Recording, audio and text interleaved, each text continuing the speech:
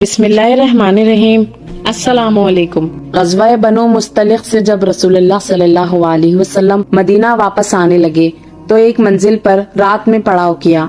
حضرت عائشہ رضی اللہ تعالی عنہ ایک بند ہودج میں سوار ہو کر سفر کرتی تھی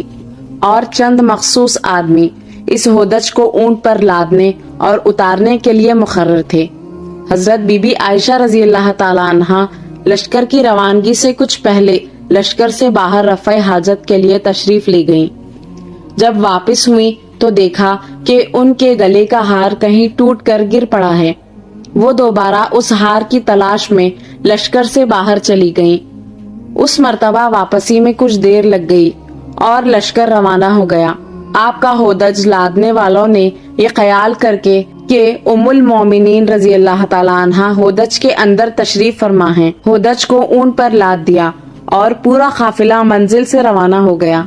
جب حضرت عائشہ رضی اللہ تعالی عنہ منزل پر واپس آئیں تو یہاں کوئی آدمی موجود نہیں تھا۔ تنہائی سے سخت گھبرائی، اندھیری رات میں اکیلے چلنا بھی خطرناک تھا، اس لیے وہ یہ سوچ کر وہیں لیٹ گئیں کہ جب اگلی منزل پر لوگ مجھے نہ پائیں گے تو ضرور ہی میری تلاش میں یہاں آئیں گے۔ وہ لیٹی لیٹی سو گئیں۔ ایک صحابی جن کا نام حضرت صفوان رضی اللہ تعالیٰ عنہ تھا، وہ ہمیشہ لشکر کے پیچھے پیچھے اس خیال سے چلا کرتے تھے تاکہ لشکر کا گرا پڑا سامان اٹھاتے چلیں۔ وہ جب اس منزل پر پہنچے تو حضرت بی بی عائشہ رضی اللہ تعالیٰ عنہ کو دیکھا، اور چونکہ پردے کی آیات نازل ہونے سے پہلے وہ بارہا ام المومنین رضی اللہ تعالیٰ عنہ کو دیکھ چکے تھے، اسی لیے دیکھتے ہی پہچان لیا اور انہیں مردہ سمجھ کر انا للہ و انا الیہ راجعون پڑھا۔ اس آواز سے وہ جاگ اٹھی۔ حضرت صفوان رضی اللہ تعالیٰ عنہ نے فوراً ہی ان کو اپنے اونٹ پر سوار کر لیا اور خود اونٹ کی مہار تھام کر پیدل چلتے ہوئے اگلی منزل پر حضور صلی اللہ علیہ وسلم کے پاس پہنچ گئے۔ منافقوں کے سردار عبداللہ بن ابی نے اس واقعے کو حضرت بی بی عائشہ رضی اللہ تعالی عنہا پر تہمت لگانے کا ذریعہ بنا لیا اور خوب اس تہمت کا چرچا کیا، یہاں تک کہ مدینے میں اس منافق نے اس شرمناک تہمت کو اس قدر اچھالا اور اتنا شور و غل مچایا کہ مدینے میں ہر طرف اس افتراء اور تہمت کا چرچا ہونے لگا، اور بعض مسلمان مثلا حضرت حسان بن ثابت اور حضرت مصطح بن اساسہ اور حضرت حمنہ بنت حجش رضی اللہ تعالی عنہ نے بھی اس تہمت کو پھیلانے میں کچھ حصہ لیا۔ حضور اقدس صلی اللہ علیہ وسلم کو اس شر انگیز تہمت سے بے حد رنج و صدمہ پہنچا اور مخلص مسلمانوں کو بھی انتہائی رنج و غم ہوا۔ حضرت بی بی عائشہ رضی اللہ تعالی عنہ مدینے پہنچتے ہی سخت بیمار ہو گئیں، پردہ نشین تو تھی ہی، صاحب فراش ہو گئیں اور انہیں اس تہمت تراشی کی بالکل خبر ہی نہیں ہوئی، گو کہ حضور صلی اللہ علیہ وسلم کو حضرت بی بی عائشہ رضی اللہ تعالی عنہ کی پاک دامنی کا پورا علم و یقین تھا، مگر چونکہ اپنی بیوی کا معاملہ تھا اسی لیے آپ صلی اللہ علیہ وسلم نے اپنی طرف سے اپنی بیوی کی برات اور پاک دامنی کا اعلان کرنا مناسب نہیں سمجھا اور وحی الہی کا انتظار فرمانے لگے۔ اس درمیان میں آپ صلی اللہ علیہ وسلم اپنے مخلص اصحاب سے اس معاملے میں مشورہ فرماتے رہے تاکہ ان لوگوں کے خیالات کا پتہ چل سکے۔ چنانچہ حضرت عمر رضی اللہ تعالیٰ عنہ سے جب آپ صلی اللہ علیہ وسلم نے اس تہمت کے بارے میں گفتگو فرمائی تو انہوں نے عرض کیا کہ یا رسول اللہ صلی اللہ علیہ وسلم، یہ منافقین یقیناً جھوٹے ہیں، اسی لیے کہ جب اللہ تعالیٰ کو یہ گوارا نہیں ہے کہ آپ صلی اللہ علیہ وسلم کے جسم اطہر پر ایک مکھی بھی بیٹھ جائے، کیونکہ مکھی نجاستوں پر بیٹھتی ہے، تو بھلا جو عورت ایسی برائی کی مرتکب ہو خداوند قدوس کب اور کیسے برداشت فرمائے گا کہ وہ آپ صلی اللہ علیہ وسلم کی زوجیت میں رہ سکے۔ حضرت عثمان غنی رضی اللہ تعالیٰ عنہ نے کہا کہ یا رسول اللہ صلی اللہ علیہ وسلم، جب اللہ تعالیٰ نے آپ کے سائے کو زمین پر نہیں پڑنے دیا تاکہ اس پر کسی کا پاؤں نہ پڑ سکے، تو بھلا اس معبود برحق کی غیرت کب یہ گوارا کرے گی کہ کوئی انسان آپ صلی اللہ علیہ وسلم کی زوجہ محترمہ کے ساتھ ایسی قباحت کا مرتکب ہو سکے۔ حضرت علی رضی اللہ تعالیٰ عنہ نے یہ گزارش کی کہ یا رسول اللہ صلی اللہ علیہ وسلم، ایک مرتبہ آپ کی نالین اقدس میں نجاست لگ گئی تھی، تو اللہ تعالیٰ نے حضرت جبرائیل علیہ السلام کو بھیج کر آپ صلی اللہ علیہ وسلم کو خبر دی کہ آپ اپنی نالین اقدس کو اتار دیں۔ اسی لیے حضرت بی بی عائشہ رضی اللہ تعالیٰ عنہا معاذ اللہ اگر ایسی ہوتی تو ضرور اللہ تعالیٰ آپ صلی اللہ علیہ وسلم پر وحی نازل فرما دیتا کہ آپ ان کو اپنی زوجیت سے نکال دیں۔ حضرت ابو ایوب انصاری رضی اللہ تعالیٰ عنہ نے جب اس تہمت کی خبر سنی تو انہوں نے اپنی بیوی سے کہا کہ اے بیوی، تو سچ بتا، اگر حضرت صفوان رضی اللہ تعالیٰ عنہ کی جگہ میں ہوتا تو کیا تو یہ گمان کر سکتی ہے کہ میں حضور صلی اللہ علیہ وسلم کی حرم پاک کے ساتھ ایسا کر سکتا تھا؟ تو ان کی بیوی نے جواب دیا کہ اگر حضرت عائشہ رضی اللہ تعالیٰ عنہ کی جگہ میں رسول اللہ صلی اللہ علیہ وسلم کی بیوی ہوتی تو خدا کی قسم میں کبھی ایسی خیانت نہیں کر سکتی تھی۔ تو پھر حضرت عائشہ رضی اللہ تعالیٰ عنہ جو مجھ سے لاکھوں درجے بہتر ہے، اور حضرت صفوان رضی اللہ تعالیٰ عنہ جو بدر جہاں تم سے بہتر ہیں، بھلا کیوں کر ممکن ہے کہ یہ دونوں ایسی خیانت کر سکتے ہیں؟ بخاری شریف کی روایت ہے کہ حضور صلی اللہ علیہ وسلم نے اس معاملے میں حضرت علی اور اسامہ رضی اللہ تعالیٰ عنہ سے جب مشورہ طلب فرمایا تو حضرت اسامہ رضی اللہ تعالیٰ عنہ نے برجستہ کہا کہ یا رسول اللہ صلی اللہ علیہ وسلم، وہ آپ کی بیوی ہیں اور ہم انہیں اچھا ہی جانتے ہیں۔ اور حضرت علی رضی اللہ تعالیٰ عنہ نے یہ جواب دیا کہ یا رسول اللہ صلی اللہ علیہ وسلم، اللہ تعالیٰ نے آپ پر کوئی تنگی نہیں ڈالی ہے، عورتیں ان کے سوا بہت ہیں، اور آپ صلی اللہ علیہ وسلم ان کے بارے میں ان کی لونڈی حضرت بریرہ سے پوچھ لیں، وہ آپ سے سچ مچ کہہ دے گی۔ حضرت بریرہ رضی اللہ تعالیٰ عنہ سے جب آپ نے سوال فرمایا تو انہوں نے عرض کیا کہ یا رسول اللہ صلی اللہ علیہ وسلم، اس ذات پاک کی قسم جس نے آپ کو رسول برحق بنا کر بھیجا ہے کہ میں نے حضرت بی بی عائشہ رضی اللہ تعالیٰ عنہ میں کوئی عیب نہیں دیکھا۔ ہاں، اتنی بات ضرور ہے کہ وہ ابھی کم سن لڑکی ہیں، وہ گوندا ہوا آٹا چھوڑ کر سو جاتے ہیں اور بکری آ کر کھا ڈالتی ہے۔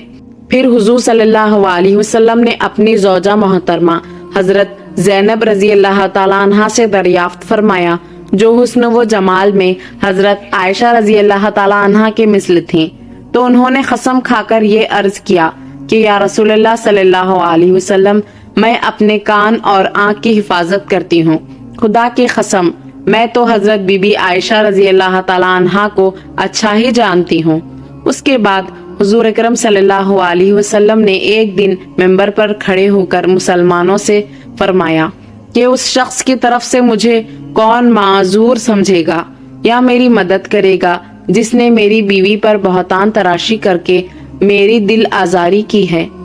خدا کی قسم میں اپنی بیوی کو ہر طرح سے اچھا ہی جانتا ہوں، اور ان لوگوں منافقوں نے اس بہتان میں ایک ایسے مرد صفوان کا ذکر کیا ہے جس کو میں بالکل اچھا ہی جانتا ہوں۔ حضور صلی اللہ علیہ وسلم کی برسر منبر اس تقریر سے معلوم ہوا کہ حضور اقدس صلی اللہ علیہ وسلم کو حضرت عائشہ اور حضرت صفوان رضی اللہ تعالیٰ عنہ دونوں کی برات و طہارت اور عفت و پاک دامنی کا پورا علم اور یقین تھا، اور وہی نازل ہونے سے پہلے ہی آپ صلی اللہ علیہ وسلم کو یقینی طور پر معلوم تھا کہ منافق جھوٹے اور ام المومنین رضی اللہ تعالیٰ عنہ پاک دامن ہیں، ورنہ آپ برسر منبر قسم کھا کر ان دونوں کی اچھائی کا مجمع عام میں ہرگز اعلان نہ فرماتے، مگر پہلے ہی اعلان عام نہ فرمانے کی وجہ یہی تھی کہ اپنی بیوی کی پاک دامنی کا اپنی زبان سے اعلان کرنا حضور صلی اللہ علیہ وسلم مناسب نہیں سمجھتے تھے۔ جب حد سے زیادہ منافقین نے شور و غوغا شروع کر دیا تو حضور صلی اللہ علیہ وسلم نے منبر پر اپنے خیال اقدس کا اظہار فرما دیا، مگر اب بھی اعلان عام کے لیے آپ کو وحی الہی کا انتظار ہی رہا۔ یہ پہلے تحریر کیا جا چکا ہے کہ ام المومنین حضرت عائشہ رضی اللہ تعالیٰ عنہ سفر سے آتے ہی بیمار ہو کر صاحب فراش ہو گئی تھی، اسی لیے وہ اس بہتان کے طوفان سے بالکل ہی بے خبر تھی۔ جب انہیں مرض سے کچھ صحت حاصل ہوئی اور وہ ایک رات حضرت ام مستہ صحابیہ رضی اللہ تعالیٰ عنہا کے ساتھ رفع حاجت کے لیے صحرا میں تشریف لے گئیں، تو ان کی زبانی انہوں نے اس دل خراش اور روح فرسا خبر کو سنا، جس سے انہیں بڑا دھچکا لگا اور وہ شدت رنج و غم سے نڈھال ہو گئیں۔ چنانچہ ان کی بیماری میں مزید اضافہ ہو گیا اور وہ دن رات بلک بلک کر روتی رہیں۔ آخر جب ان سے یہ صدمہ جاں کاہیں برداشت نہ ہو سکا تو وہ حضور صلی اللہ علیہ وسلم سے اجازت لے کر اپنی والدہ کے گھر چلی گئیں اور اس منحوس خبر کا تذکرہ اپنی والدہ سے کیا۔ ماں نے کافی تسلی و تشفی دی، مگر یہ برابر لگاتار روتی رہیں۔ اسی حالت میں ناگہاں حضور صلی اللہ علیہ وسلم تشریف لائے اور فرمایا کہ اے عائشہ، تمہارے بارے میں ایسی ایسی خبر اڑائی گئی ہے، اگر تم پاک دامن ہو اور یہ خبر جھوٹی ہے تو عنقریب خداوند تعالی تمہاری برات کا بذریعہ وحی اعلان فرما دے گا، ورنہ تم توبہ استغفار کر لو، کیونکہ جب کوئی بندہ خدا سے توبہ کرتا ہے اور بخشش مانگتا ہے تو اللہ تعالیٰ اس کے گناہوں کو معاف فرما دیتا ہے۔ حضور صلی اللہ علیہ وسلم کی یہ گفتگو سن کر حضرت عائشہ رضی اللہ تعالیٰ عنہ کے آنسو بالکل تھم گئے اور انہوں نے اپنے والد حضرت ابو بکر صدیق رضی اللہ تعالیٰ عنہ سے کہا کہ آپ رسول اللہ صلی اللہ علیہ وسلم کا جواب دیجئے، تو انہوں نے فرمایا کہ خدا کی قسم میں نہیں جانتا کہ حضور صلی اللہ علیہ وسلم کو کیا جواب دوں۔ پھر انہوں نے ماں سے جواب دینے کی درخواست کی تو ان کی ماں نے بھی یہی کہا۔ پھر خود بی بی عائشہ رضی اللہ تعالیٰ عنہا نے حضور صلی اللہ علیہ وسلم کو یہ جواب دیا کہ لوگوں نے جو ایک بے بنیاد بات اڑائی ہے اور یہ لوگوں کے دلوں میں بیٹھ چکی ہے اور کچھ لوگ اس کو سچ سمجھ چکے ہیں، اس صورت میں اگر میں یہ کہوں کہ میں پاک دامن ہوں تو لوگ اس کی تصدیق نہیں کریں گے، اور اگر میں اس برائی کا اقرار کر لوں تو سب مان لیں گے، حالانکہ اللہ تعالیٰ جانتا ہے کہ میں اس الزام سے بری اور پاک دامن ہوں۔ اس وقت میری مثال حضرت یوسف علیہ السلام کے باپ حضرت یعقوب علیہ السلام جیسی ہے، لہٰذا میں بھی وہی کہتی ہوں جو انہوں نے کہا تھا۔ یہ کہتی ہوئی انہوں نے کروٹ بدل کر منہ پھیر لیا اور کہا کہ اللہ تعالیٰ جانتا ہے کہ میں اس تہمت سے بری اور پاک دامن ہوں، اور مجھے یقین ہے کہ اللہ تعالیٰ ضرور میری برات کو ظاہر فرما دے گا۔ حضرت بی بی عائشہ رضی اللہ تعالیٰ عنہ کا جواب سن کر ابھی رسول اللہ صلی اللہ علیہ وسلم اپنی جگہ سے اٹھے بھی نہ تھے اور ہر شخص اپنی اپنی جگہ پر بیٹھا ہوا تھا کہ ناگہاں حضور صلی اللہ علیہ وسلم پر وحی نازل ہونے لگی اور آپ پر نزول وحی کے وقت کی بے چینی شروع ہو گئی، اور باوجود یہ کا شدید سردی کا وقت تھا مگر پسینے کے قطرات موتیوں کی طرح آپ صلی اللہ علیہ وسلم کے بدن سے ٹپکنے لگے۔ جب وحی اتر چکی تو ہنستے ہوئے حضور صلی اللہ علیہ وسلم نے فرمایا کہ اے عائشہ، تم خدا کا شکر ادا کرتے ہوئے اس کی حمد کرو کہ اس نے تمہاری برات اور پاک دامنی کا اعلان فرما دیا۔ اور پھر آپ صلی اللہ علیہ وسلم نے قرآن کی سورہ نور میں سے 10 آیتوں کی تلاوت فرمائی۔ ان آیات کے نازل ہو جانے کے بعد منافقوں کا منہ کالا ہو گیا اور حضرت ام المومنین بی بی عائشہ رضی اللہ تعالیٰ عنہا کی پاک دامنی کا آفتاب اپنی پوری آب و تاب کے ساتھ اس طرح چمک اٹھا کہ قیامت تک آنے والے مسلمانوں کے دلوں کی دنیا میں نور ایمان سے اجالا ہو گیا۔ حضرت ابو بکر صدیق رضی اللہ تعالیٰ عنہ کو حضرت مستہ بن اساسہ پر بڑا غصہ آیا۔ یہ آپ کے خالہ زاد بھائی تھے اور بچپن ہی میں ان کے والد وفات پا گئے تھے، تو حضرت ابو بکر صدیق رضی اللہ تعالیٰ عنہ نے ان کی پرورش بھی کی اور ان کی مفلسی کی وجہ سے ہمیشہ آپ ان کی مالی امداد فرماتے رہتے تھے، مگر اس کے باوجود حضرت مستہ بن اساسہ رضی اللہ تعالیٰ عنہ نے بھی اس تہمت تراشی اور اس کا چرچا کرنے میں کچھ حصہ لیا تھا۔ اس وجہ سے حضرت ابو بکر صدیق رضی اللہ تعالیٰ عنہ نے غصے میں بھر کر یہ قسم کھا لی کہ اب میں مستہ بن اساسہ کی کبھی بھی کوئی مالی مدد نہیں کروں گا۔ اس موقع پر اللہ تعالیٰ نے یہ آیت نازل فرمائی کہ اور قسم نہ کھائیں وہ جو تم میں فضیلت والے اور گنجائش والے ہیں، خرابت والوں اور مسکینوں اور اللہ کی راہ میں ہجرت کرنے والوں کو دینے کی، اور چاہیے کہ معاف کریں اور درگزر کریں کیا تم اسے پسند نہیں کرتے کہ اللہ تمہاری بخشش کرے اور اللہ بہت بخشنے والا اور بڑا مہربان ہے۔ اس آیت کو سن کر حضرت ابوبکر صدیق رضی اللہ تعالیٰ عنہ نے اپنی قسم توڑ ڈالی اور پھر حضرت مصطح بن اساسہ رضی اللہ تعالیٰ عنہ کا خرچ بدستور سابق عطا فرمانے لگے۔ پھر حضور صلی اللہ علیہ وسلم نے مسجد نبوی میں ایک خطبہ پڑھا